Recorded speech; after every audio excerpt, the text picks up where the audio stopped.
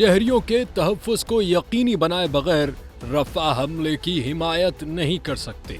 अमरीकी वज़ीर ख़ारजा एंटोनी ब्लिंकन का कहना है कि रफ़ा पर हमले के हवाले से अभी तक इसराइल की जानिब से ऐसा कोई मंसूबा सामने नहीं आया जिसमें आम शहरियों के तहफ़्फ़ुज़ को यकीनी बनाया गया हो, लिहाजा वाशिंगटन ऐसे हमले की हिमायत नहीं कर सकता।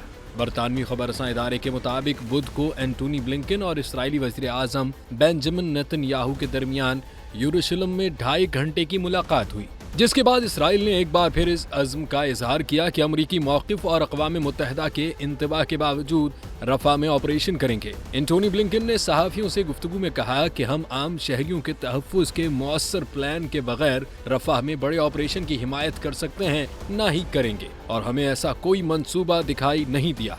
अमरीकी वज़ीर ख़ारजा ने कहा कि इसराइली हुक्काम के साथ मुलाकात में ये मामला उठाया है। दूसरी जानिब इसराइली हुकूमत के तर्जुमान का कहना है कि इसराइल हमास की बाकी मानदा जंगजू तंजीमों को तबाह करने के लिए पुरअज़्म है। वाज़ेह रहे कि वज़ीर ख़ारजा एंटोनी ब्लिंकन मशरिक़ वस्ता के दौरे पर हैं और आखिरी मरहले में इसराइल पहुँचे।